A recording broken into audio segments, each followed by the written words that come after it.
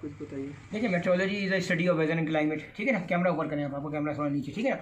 अब मैं आपको ये बताऊंगा, देखिए मैं आपको क्या चीज़ बताने जा रहा हूँ, इंसुलेशन, आइसोलेशन, लाइट पेनिट्रेशन बताऊंगा, short wave, long wave radiations and factors controlling atmospheric and surface temperature, heat balance of the atmosphere, ठीक है। डिफरेंट टाइप्स ऑफ विंड्स हैं, फोन विंड्स, कैटाबैटिक विंड्स, एनाबैटिक विंड्स, ठीक है ना।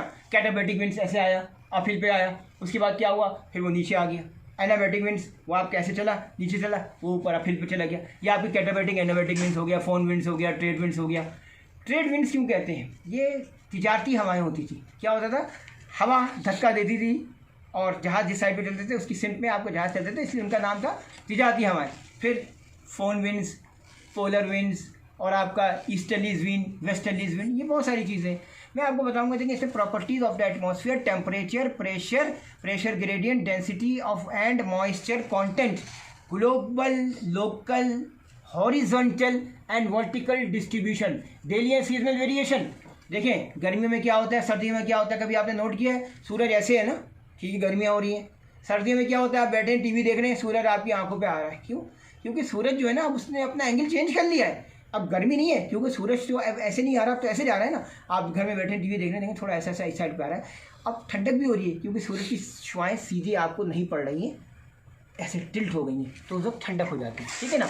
देखें 3 स्टेट्स ऑफ वेदर मैं बताऊंगा, the change of water, the change state और एसोसिएटेड हीट ट्रांसफर, ह्यूमिडिटी नमी, और सेचुरेशन ड्यू पॉइंट। फिर बताएंगे super cold water, formation of clouds बताऊंगा, fog associated precipitations, effect of visibility, classification of clouds.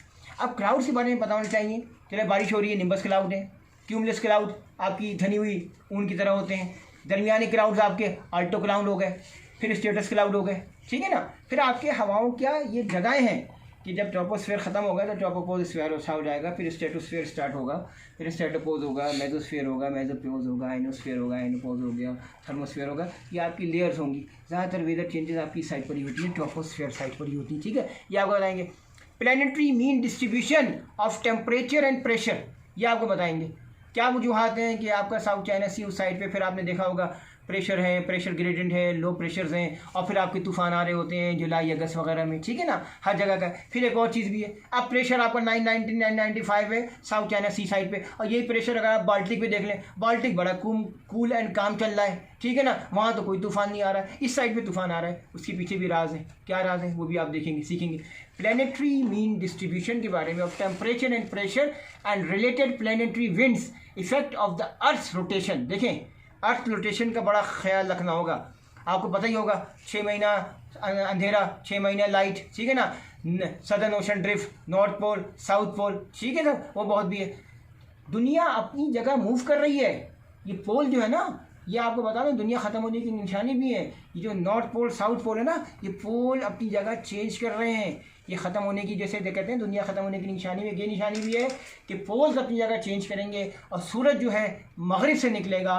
कि मस्जिद जब भी आपका सनराइज़ फ्रॉम द ईस्ट होता है ना, एक दिन जब मगरिब से निकलेगा, जब वो बिल्कुल दुनिया ख़त्म होने वाली होगी, और पोल्स भी अपनी जगह चेंज होंगे। और अब तो साइंटिस्ट ने इंटरनेशनल रिसर्च कर दी है, पोल शिफ्ट हो रहे हैं, ठीक है सब। ग्रीन हाउस इफेक्ट देख लें, और आपका क्या हो रहा है, ग्रोन ओजोन डिप्लेशन हो रही है। ये सब क्या, ये सब मेट्रोलॉजी में पढ़ाएंगे ना, ग्रीन हाउस इफेक्ट का मसला चल रहा है। देखिए development and decay of TRS storms and localities, देखिए मेरी बात समझे ना।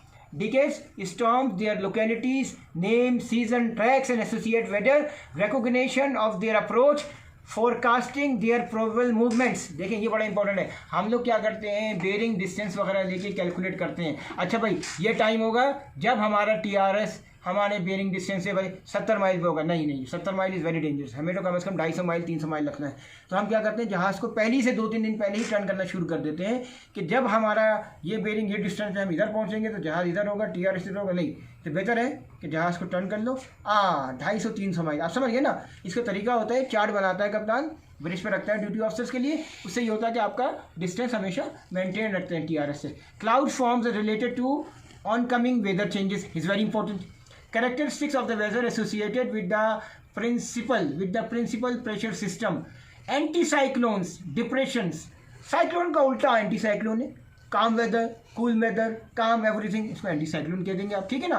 फिर क्या है, permanent and semi permanent high and low pressure, और क्या है, areas relationship between pressure distribution and wind, ये आपको पता होना जरूरी है। फ्रंट्स, नाउ अब ये भी खतरनाक होता है, फ्रंट्स में cold fronts, warm fronts, the frontal depressions. आप अपना कैमरा हिलाए नहीं, ज़्यादा बहुत मुश्किल होती है, कैमरा आप लोग एक ही साइड पर रखें, ठीक है ना। Frontal depression is very important because occlusion हो जाता है जब ये मिलते हैं ना, तो अक्लूजन, सो अक्लूडेड डिप्रेशन भी हो जाता है। फिर इसमें क्या चीज़ होती है, secondary depression and the families of depression, ये बड़ा खतरनाक है। अभी मैंने आपको कैटाबेटिक एडियाबेटिक में बता दिया, एडियाबेटिक चेंजेस भी होती हैं in the atmosphere, dry saturated and environmental lapse rate, adiabatic lapse rate, और ये वो stability and instability in the weather condition, instability resulting air currents भी होते हैं and turbulence and the development of thunder storms. फिर समंदर में आपका एक चीज़ निकलती है ऊपर की साइड पे, क्या कहते हैं, वाटर स्पाउट्स कहते हैं। फिर सुनामीज होती है। सुनामी क्यों कहते हैं, tsunami basically is a harbour wave, क्या है, हार्बर वेव, और ये जैपनीज वर्ड है। क्या टाइम हो गया भाई, 6 मिनट। हाँ जी, सुनामी क्यों कहते हैं, क्योंकि ये आपकी हार्बर वेव्स हैं, ठीक है ना। और ये आपका हो गया, फिर मैं क्या था, आइसोबार्स वगैरह बताएंगे। आइसोबार क्या होता है, आइसोबार जैसे फर्स्ट करो 1012 पर, सो ज्वाइन इक्वल प्रेशर्स, ये आपका आइसोबार हो गया। अब फर्स्ट करो प्रेशर चेंजेस हो रहे हैं, कहीं 3 डिग्री इधर आए, इधर 3 डिग्री, सो आइसोबार्स उसे कहेंगे इक्वल चेंज ऑफ प्रेशर। इसको आप एक को आप आइसोबार कहेंगे और दूसरे को आप क्या कहेंगे, आइसोबार कहेंगे। देखिए, relationship between wind and pressure gradients and acting forces effective of frictions, मैं आपको बताऊंगा, gradient, dystrophic wind, catastrophic wind और साइक्लोस्ट्रॉफिक विंड, बाइल्स लॉ, बेलेट्स लॉ वगैरह ये सब बताएंगे, ठीक है सब। उसके बाद क्या होगा, balance and the acting for the effect of the frictions, balance law, determination of the surface wind from isobars, मैंने आपको भी आइसोबार आइसोलेबार बता दिए, ठीक है सर। अभी ये 3-4 चीज़ें जो हैं ये मैंने आपको बताई, बहुत इंपॉर्टेंट है मेट्रोलॉजी के लिए। मेट्रोलॉजी में आपको बेसिकली कॉन्सेप्ट क्लियर होना चाहिए कि high and low pressure important. देखिए, गर्म हवाएं जो है ना हल्की होती हैं, हल्की हवाएं ऊपर चली जाती हैं, मैं आपको बता रहा हूँ, हल्की होगी गर्म हवा ऊपर चली जाती है। आपका काम क्या होता है, देखिए आपका काम क्या होता है, आप अपना कैमरा थोड़ा नीचे कर लें, आप अपना कैमरा सही है, ठीक है ना, कैमरा आप थोड़ा सा नीचे कर लें। अच्छा, होता क्या है, high low high low high low, हल्की हवाएं यानी लो प्रेशर है, उसको लो प्रेशर एरिया में आपको देखोगे तूफान क्यों आता है, क्योंकि उस जगह लो प्रेशर है, वहाँ से हवाएं हाई दूसरी जगह से हाई प्रेशर से आती हैं, और जब आती हैं तो लो प्रेशर को भरती हैं, तो फिर आपको तूफान पैदा होता है, क्योंकि उधर तो अभी लो है ना, तो वहाँ से जब आएंगी हाई प्रेशर तो लो प्रेशर करेंगे, हवा चलनी शुरू कर देती है। फिर क्या है, navigation in the vicinity and the rules for avoiding TRS reports to be made at the international conventions, barometric observation, barograph, single station in congestion with the weather science, ये आपको पता होना चाहिए, समझे ना मेरी बात, क्योंकि आपका बैरोमीटर गिरेगा, बैरोग्राफ वगैरह, सही ना। ओशियनोग्राफी क्या होता है, समंदरों के पानी में कहीं आपने ग्रीन रंग देखा, कहीं ब्लू देखा, कहीं रेड देखा, अरे परेशान मत हो, देखिए केमिकल्स का असर है, डिफरेंट किस्म के केमिकल। आप एग्जाम्पल दे रहा हूँ, बारिश हो गई, एक गंदा नाला बह रहा है, वहाँ काला पानी है, अब बारिश हो गई, पानी मिक्स हो गया, काला पानी वाइट हो गया, नॉर्मल हो गया, पूरा बारिश का पानी आ रहा है, वो ग्रीन आ रहा है। देखिए, ये बेसिकली केमिकल प्रॉपर्टीज़ पे भी डिपेंड करता है कि उधर के जगह की नीचे की केमिकल प्रॉपर्टीज़ डिफरेंट है, आपकी उस जगह की डिफरेंट है। मैं राबी की बात बता रहा हूँ, सऊदी अरेबिया में जहाज़ बर्फ पे खड़ा हुआ है, 5-6 तरह का पानी है, थोड़ा सा जगह पे ब्लू है, थोड़ा सा जो है ग्रीन है, थोड़ा सा जो है वाइट है, आप परेशान हो जाओगे इतनी जगह पे। मैं आपको बता रहा हूँ, सऊदी में मैंने खुद देखा है। The physical properties of sea water, the relationship between the temperature, density and salinity, ocean current, causes, देखिए causes ही बताऊंगा मैं आपको, general surface circulation, names and characteristics, direct and indirect effect of preventing winds, drift, gradient currents and currents.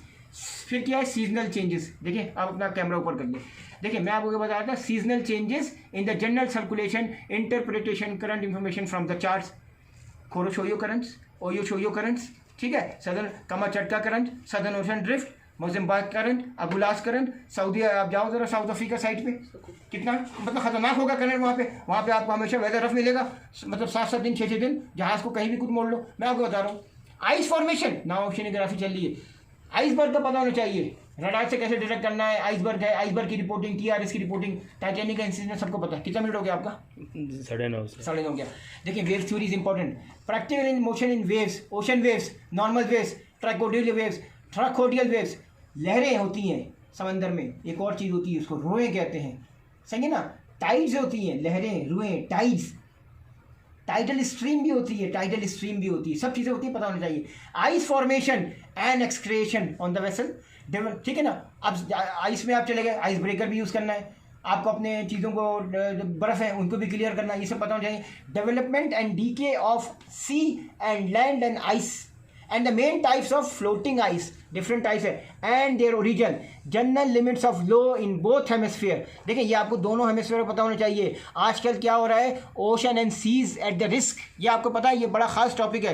क्यों है? क्योंकि बात ये है कि अंटार्कटिक और ये पोलर वगैरह के एरिया के जो पानी की गर्मी की वजह से ये आइस पिघल रही है, और उससे हो क्या रहा है, ocean and seas at the risk, समंदर में इन जगहों की सतह बुलंद होनी शुरू हो रही है, और उससे क्या हो रहा है, जो इलाके समंदर के नीचे हैं वहाँ पे डूब जाने के भी खतरे हैं, वहाँ पे पानी जाने का भी खतरा है। इसलिए ocean and seas at the risk is very important. कितने मिनट हो गए आपके? 10:30। 12 पे आप बताइएगा। Ocean currents causes, general surface circulations, names and characteristics as per the oceanography, direct and indirect effect. देखें ये ocean sciences is very important. Ocean sciences में आपको अंडर वाटर में भी आपको बताया जाएगा कि एल्जी है, इकोसिस्टम है। इकोसिस्टम क्या होता है, बड़ी मछली ने छोटी मछली को खाया, छोटी मछली जो कीड़ों खाती है, फाइनली फिर इसको इंसान खा जाते हैं। ये पूरा एक इकोसिस्टम है, नहीं बता रहा हूँ मैं, ये आपका समंदर ओशन साइंसेज एंड ओशियोनोग्राफी। ओशियोनोग्राफी में पूरा समंदर का आप पढ़ेंगे।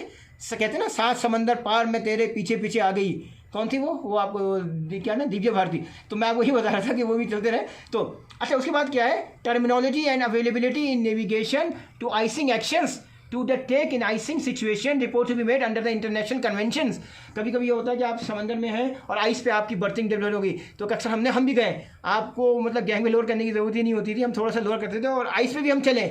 मतलब आपको देखना चाहिए, क्योंकि कभी कभी पैच ऐसा होगा, बहुत ख्याल से 2-2 आदमी साथ जाते हैं, क्योंकि नीचे की साइड पे कहीं पैच होगा, वहाँ पे आइस सही नहीं, बर्फ़ जमी होगी, आदमी घुस जाता है, पाँव उसका स्टक हो जाता है। तो थोड़ा ख्याल रखना, ये नहीं कि आप घुस गए और भाग रहे मतलब सीधा चले गए ऊपर, ठीक है ना, आइस के चक्कर में ऊपर। आपको बड़ा ख्याल रखना है आइस में जाने से पहले। नॉर्मली आपके आइस ब्रेकर्स होते हैं जो आपको आपका वे वगैरह नेविगेशन का पैसेज वगैरह क्लियर करते हैं, ठीक है सब। बाकी ये कि देखें मेट्रोलॉजी, ओशियोनोग्राफी एंड ओशन साइंसेज, ये कोई एक दिन के नहीं है, तो जनरल मैं ऐसी टॉपिक्स पे डिस्कस कर रहा था, तो मैंने बताया ocean sciences, ओशियोनोग्राफी and metrology and climatology, बहुत ये 4 अलग अलग इल्म है। ये तो जनरल टॉपिक में मैंने बात किया था, बहुत वास्ट इल्म है सब। Thank you.